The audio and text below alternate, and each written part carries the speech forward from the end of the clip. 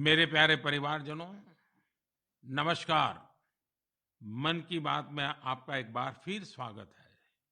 ये एपिसोड ऐसे समय में हो रहा है जब पूरे देश में त्योहारों की उमंग है। आप सभी को आने वाले सभी त्योहारों की बहुत-बहुत बधाइयाँ। साथियों, त्योहारों की इस उमंग के बीच दिल्ली की एक खबर से ही मैं मन की बात की शुरुआत करना चाहता हूँ। इस महीने की शुरुआत में गांधी जयंती के अवसर पर दिल्ली में खादी की रिकॉर्ड बिक्री हुई।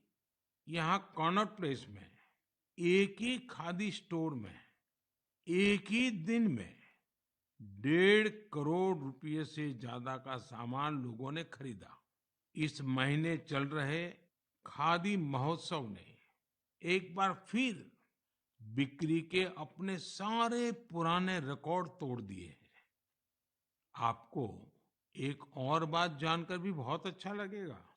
10 साल पहले देश में जहां खादी प्रोडक्ट्स की बिक्री बड़ी मुश्किल से 30,000 करोड़ रुपए से भी कम थी, अब ये बढ़कर 1.25 लाख करोड़ रुपए के आसपास पहुंच रही है। खादी की बिक्री बढ़ने का मतलब है इसका फायदा शहर से लेकर गांव तक में अलग-अलग वर्गों तक पहुंचता है। इस बिक्री का लाभ हमारे बुनकर, हस्तशिल्प के कारीगर, हमारे किसान, आयुर्वेदिक पौधे लगाने वाले, कुटीर उद्योग सबको लाभ मिल रहा है। और यही तो वोकल फॉर लोकल अभियान की ताकत है। और धीरे धीरे आप सब देशवासियों का समर्थन भी बढ़ता जा रहा है।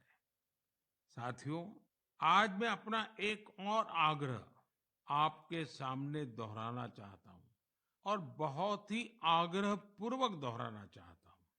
जब भी आप पर्यटन पर जाएं, तीर्थाटन पर जाएं, तो वहां के स्थानीय कलाकारों के द्वारा बनाए गए उत्पादों को जरूर खरीदें। आप अपनी उस यात्रा के कुल बजट में स्थानीय उत्पादों की खरीदी को एक महत्वपूर्ण प्राथमिकता के रूप में जरूर रखें। 10% हो, 20% हो, जितना आपका बजट बैठता हो, लोकल पर जरूर खर्च करिएगा और वहीं पर खर्च कीजिएगा। साथियों, हर बार की तरह इस बार भी हमारे त्योहारों में हमारी प्राथमिकता हो वोकल फॉर लोकल, और हम मिलकर उस सपने को पूरा करें।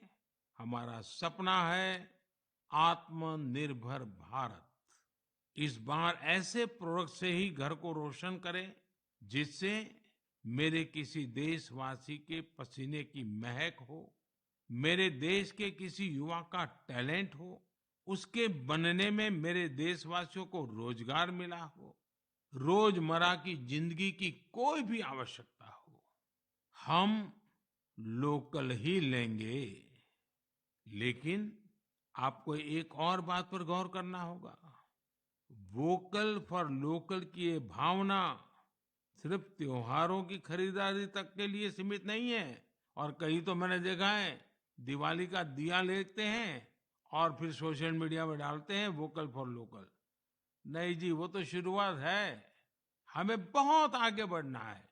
जीवन की हर आवश्यकता हमारे देश में सब कुछ उपलब्ध है। ये विजन केवल छोटे दुकानदारों और रेहड़ी पटरी से सामान लेने तक सीमित नहीं है। आज भारत दुनिया का बड़ा मैन्युफैक्चरिंग हब बन रहा है। कई बड़े ब्रांड यहीं पर अपने प्रोडक्ट को तैयार कर रहे हैं।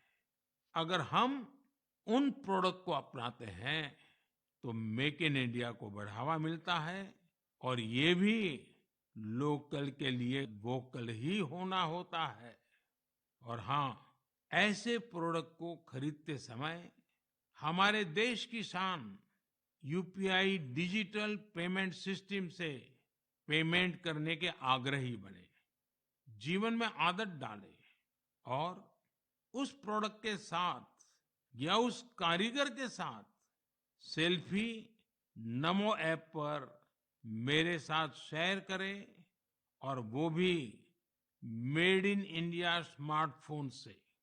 मैं उनमें से कुछ पोस्ट को सोशल मीडिया पर शेयर करूंगा ताकि दूसरे लोगों को भी वोकल फॉर लोकल की प्रेरणा मिले।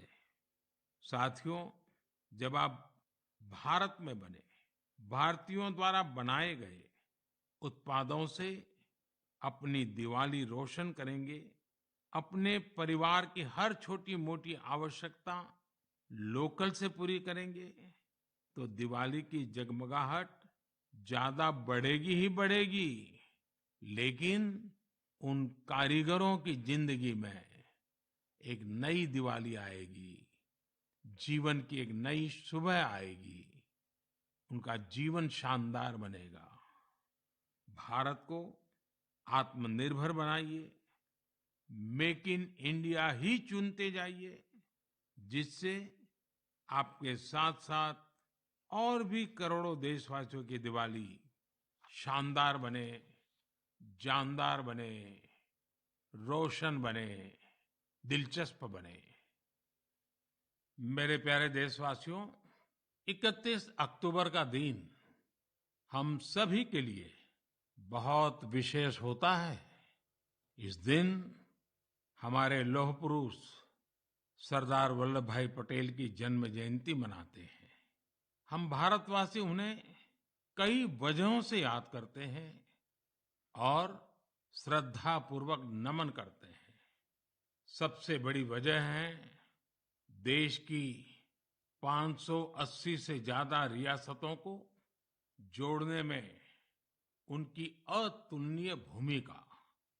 हम जानते हैं, हर साल 31 अक्टूबर को गुजरात में स्टैच्यू ऑफ यूनिटी पर एकता दिवस से जुड़ा मुख्य समारोह होता है। इस बार इसके अलावा दिल्ली में कर्तव्य पथ पर एक बहुत ही विशेष कार्यक्रम आयोजित हो रहा है। आपको याद होगा, मैंने पिछले दिनों देश के हर गांव से, हर घर से मिट्टी संग्रह करने का आग्रह किया था। हर घर से मिट्टी संग्रह करने के बाद उसे कलश में रखा गया और फिर अमृत कलश यात्राएं निकाली गई। देश के कोने कोने से एकत्रित की गई ये माटी, ये हजारों अमृत कलश यात्राएं अब दिल्ली पहुंच रही है। यहां दिल्ली में उस मिट्टी को एक विशाल भारत कलश में डाला जाएगा और इसी पवित्र मिट्टी से दिल्ली में अमृत वाटिका का निर्माण होगा। यह देश की राजधानी के हृदय में अमृत महोत्सव की भव्य विरासत के रूप में मौजूद रहेगी। 31 अक्टूबर को ही देश भर में पिछले 2.5 साल से चल रहे आजादी के अमृत महोत्सव का समापन होगा। आप सभी ने मिलकर इसे दुनिया में सबसे लंबे समय तक चलने वाले महोत्सव में से एक बना दिया। अपने सेनानियों का सम्मान हो या फिर हर घर तिरंगा, आजादी के अमृत महोत्सव में लोगों ने अपने स्थानीय इतिहास को एक नई पहचान दी है। इस दौरान सामुदायिक सेवा की भी अद्भुत मिसाल देखने को मिली है। साथियों, मैं आज आपको एक और खुशखबरी सुना रहा हूं, और विशेष करके मेरे नौजवान बेटे बेटियों को, जिनके दिलों में देश के लिए कुछ करने का जज्बा है, सपने हैं, संकल्प है। ये खुशखबरी देशवासियों के लिए तो है ही है। मेरे नौजवान साथियों, आपके लिए सविशेष है। 2 दिन बाद ही 31 अक्टूबर को एक बहुत बड़े राष्ट्रव्यापी संगठन की नींव रखी जा रही है और वो भी सरदार साहब की जन्म जयंती के दिन। इस संगठन का नाम है मेरा युवा भारत, यानी माय भारत संगठन भारत के युवाओं को राष्ट्र निर्माण के विभिन्न आयोजनों में अपनी सक्रिय भूमिका निभाने का अवसर देगा। ये विकसित भारत के निर्माण में भारत की युवा शक्ति को एकजुट करने का एक अनोखा प्रयास है। मेरा युवा भारत की वेबसाइट माय भारत भी शुरू होने वाली है। मैं युवाओं से आग्रह करूंगा, बार बार आग्रह करूंगा कि आप सभी मेरे देश के नौजवान, आप सभी मेरे देश के बेटे बेटी mybharat.gov.in पर रजिस्टर करें और विभिन्न कार्यक्रम के लिए साइन अप करें। 31 अक्टूबर को पूर्व प्रधानमंत्री श्रीमती इंदिरा गांधी जी की पुण्यतिथि भी है। मैं उन्हें भी भावभीनी श्रद्धांजलि अर्पित करता हूं। मेरे परिवारजनों, हमारा साहित्य, लिटरेचर एक भारत श्रेष्ठ भारत की भावना को प्रगाढ़ करने के सबसे बेहतरीन माध्यमों से एक है। मैं आपके साथ तमिलनाडु की गौरवशाली विरासत से जुड़े दो बहुत ही प्रेरक प्रयासों को साझा करना चाहता हूं। मुझे तमिल की प्रसिद्ध लेखिका बहन शिवशंकरी जी के बारे में जानने का अवसर मिला है। उन्होंने एक प्रोजेक्ट किया है, नीट इंडिया थ्रू लिटरेचर। इसका मतलब है साहित्य से देश को एक धागे में पिरोना और जोड़ना। वे इस प्रोजेक्ट पर बीते 16 सालों से काम कर रही है। इस प्रोजेक्ट के जरिए उन्होंने 18 भारतीय भाषाओं में लिखे साहित्य का अनुवाद किया है। उन्होंने कई बार कन्याकुमारी से कश्मीर तक और इम्फाल से जैसलमेर तक देश भर में यात्राएं की, ताकि अलग अलग राज्यों के लेखकों और कवियों के इंटरव्यू कर सके। शिवशंकरी जी ने अलग अलग जगहों पर अपनी यात्रा की, ट्रैवल कमेंट्री के साथ उन्हें पब्लिश किया है। ये तमिल और अंग्रेजी दोनों भाषाओं में है। इस प्रोजेक्ट में 4 बड़े वॉल्यूम्स हैं और हर वॉल्यूम भारत के अलग अलग हिस्से को समर्पित है। मुझे उनकी इस संकल्प शक्ति पर गर्व है।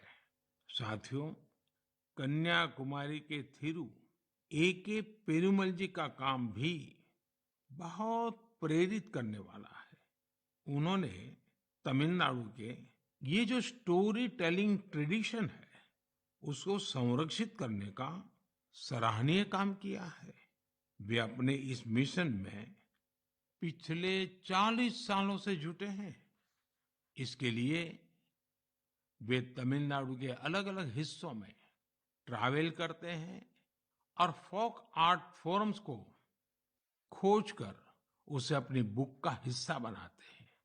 आपको जानकर आश्चर्य होगा कि उन्होंने अब तक ऐसी करीब 100 किताबें लिख डाली हैं। इसके अलावा पेरुमल जी का एक और भी पैशन है।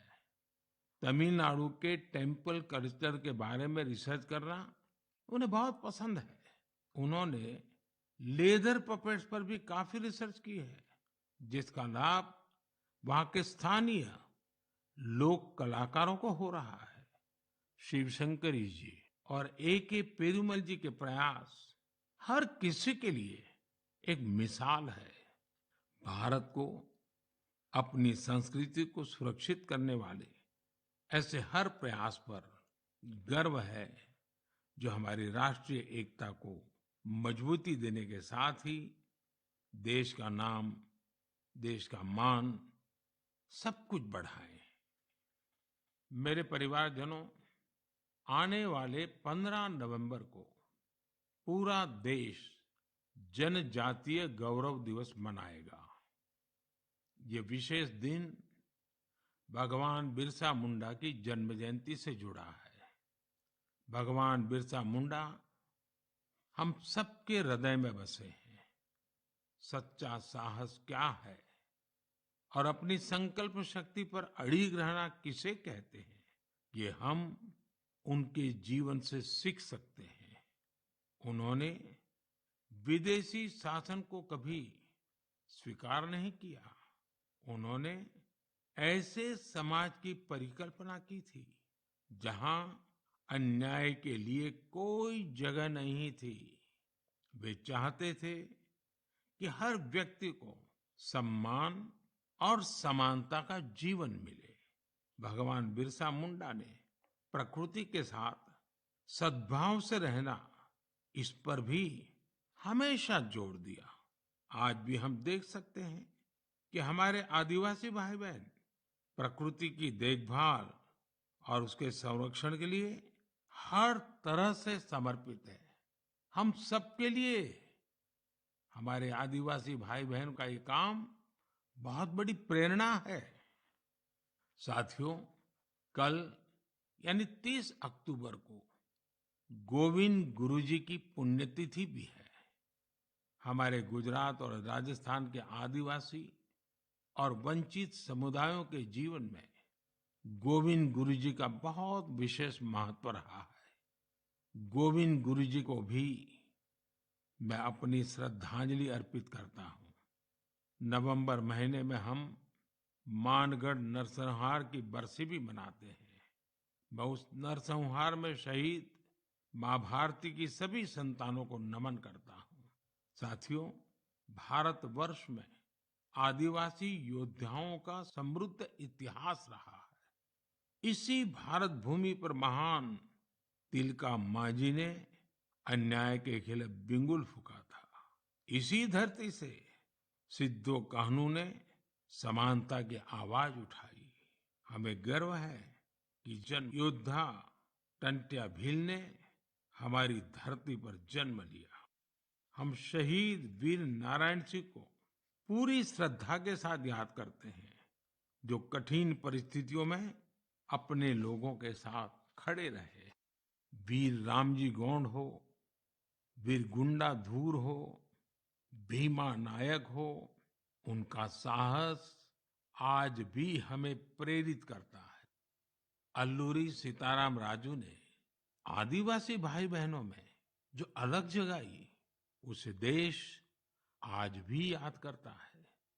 नॉर्थ ईस्ट में कियांग नोबांग और रानी गाइदिन्ल्यू जैसे स्वतंत्रता सेनानियों से भी हमें काफी प्रेरणा मिलती है।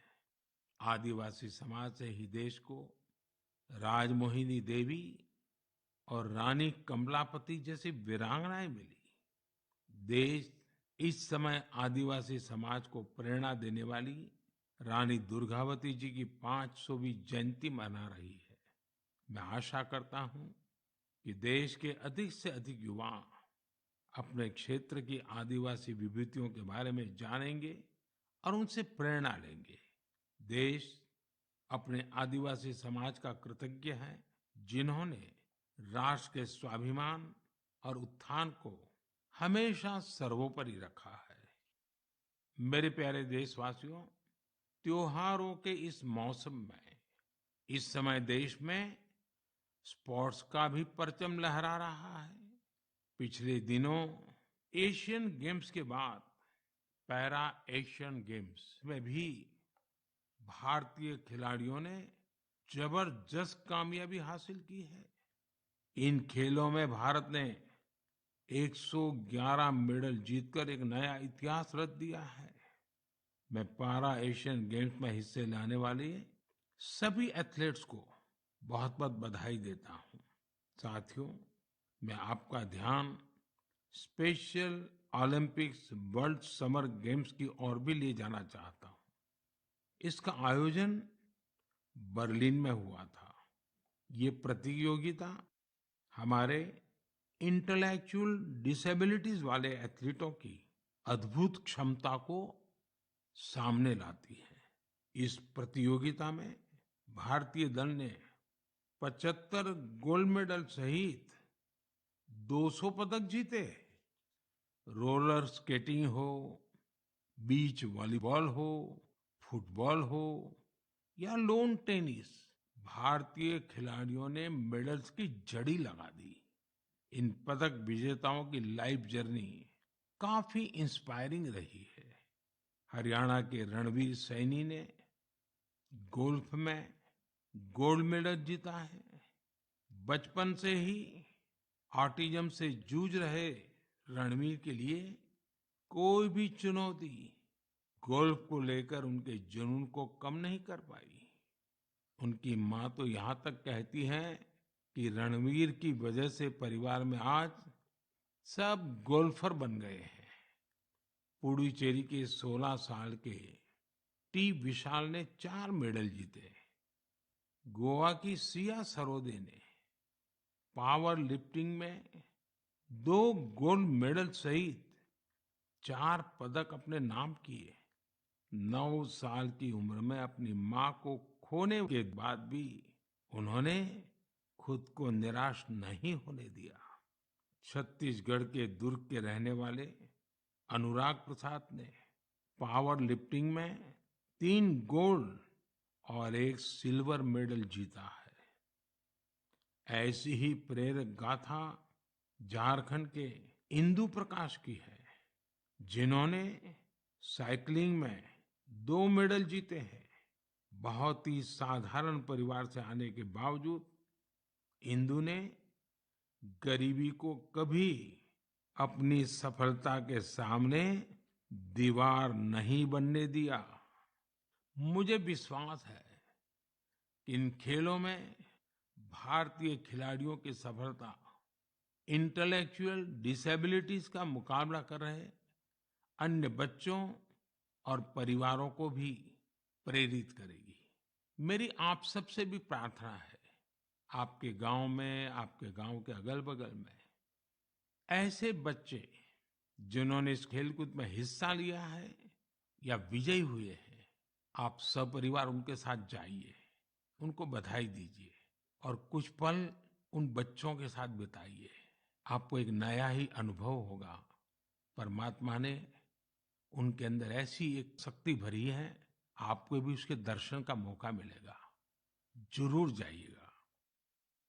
मेरे परिवारजनों, आप सभी ने गुजरात के तीर्थ क्षेत्र अंबाजी मंदिर के बारे में तो अवश्य ही सुना होगा। यह एक महत्वपूर्ण शक्तिपीठ है, जहां देश विदेश से बड़ी संख्या में श्रद्धालु मां अंबे के दर्शन के लिए पहुंचते हैं। यहाँ गब्बर पर्वत के रास्ते में आपको विभिन्न प्रकार की योग मुद्राओं और आसनों की प्रतिमाएं दिखाई देगी। क्या आप जानते हैं कि इन प्रतिमाओं की खास क्या बात है? दरअसल ये स्क्रैप से बने स्कल्पचर हैं, यानी एक प्रकार से कबाड़ से बने हुए, और जो बेहद अद्भुत है, यानी ये प्रतिमाएं इस्तेमाल हो चुकी, कबाड़ में फेंक दी गई पुरानी चीजों से बनाई गई हैं। अंबाजी शक्तिपीठ पर देवी मां के दर्शन के साथ साथ ये प्रतिमाएं भी श्रद्धालुओं के लिए आकर्षण का केंद्र बन गई है। इस प्रयास की सफलता को देखकर मेरे मन में एक सुझाव भी आ रहा है। हमारे देश में बहुत सारे ऐसे लोग हैं जो वेस्ट से इस तरह की कलाकृतियां बना सकते हैं। तो मेरा गुजरात सरकार से आग्रह है, वो एक प्रतियोगिता शुरू करे और ऐसे लोगों को आमंत्रित करे। ये प्रयास गब्बर पर्वत का आकर्षण बढ़ाने के साथ ही पूरे देश में वेस्ट टू वेल्थ अभियान के लिए लोगों को प्रेरित करेगा। साथियों, जब भी स्वच्छ भारत और वेस्ट टू वेल्थ की बात आती है, तो हमें देश के कोने-कोने से अनगिनत उदाहरण देखने को मिलते हैं।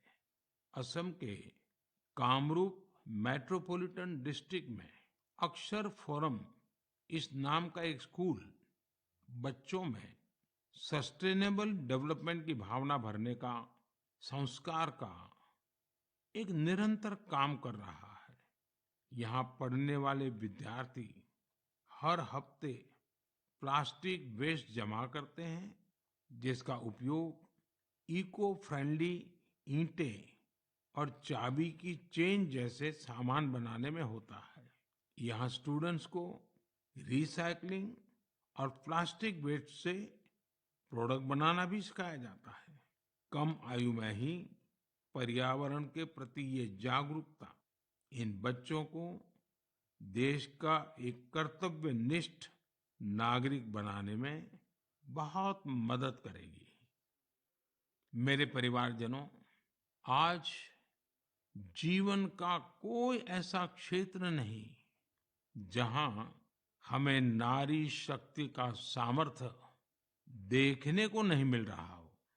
इस दौर में जब हर तरफ उनकी उपलब्धियों को सराहा जा रहा है, तो हमें भक्ति की शक्ति को दिखाने वाली एक ऐसी महिला संत को भी याद रखना है, जिसका नाम इतिहास के सुनहरे पन्नों में दर्ज है।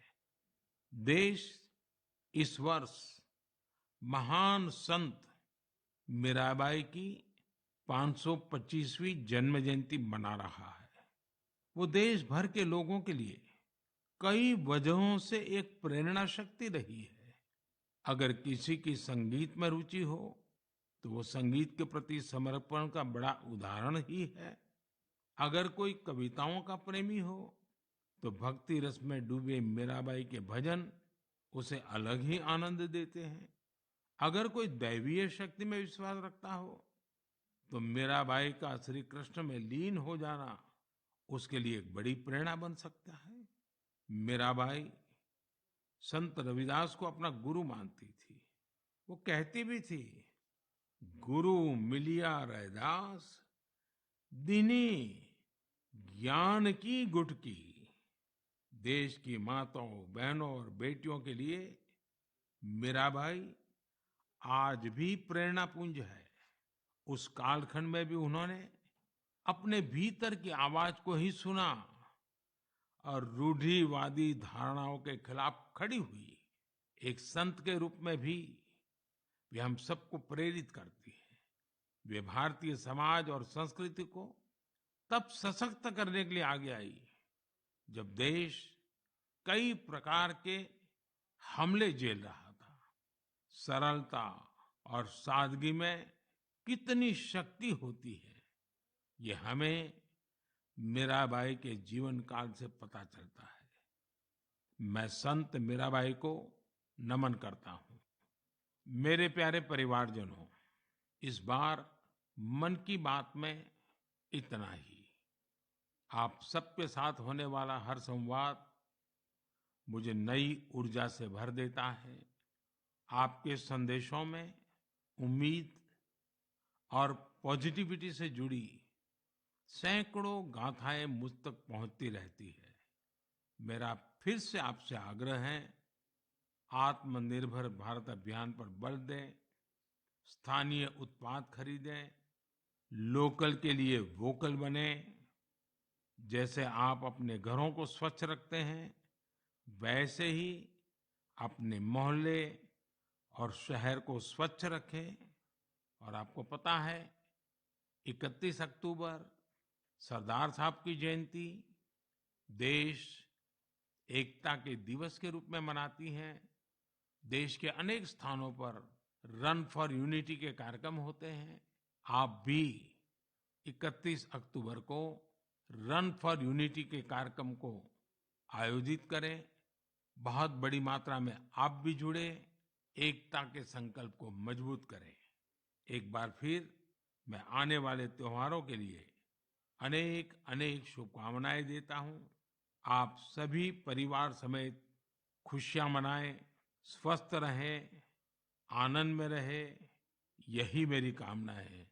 और हाँ, दिवाली के समय कहीं ऐसी गलती ना हो जाए कि कहीं आग की कोई घटनाएं हो जाए, किसी के जीवन को खतरा हो जाए। तो आप जरूर संभालिए, खुद को भी संभालिए और पूरे क्षेत्र को भी संभालिए। बहुत बहुत शुभकामनाएं। बहुत बहुत धन्यवाद।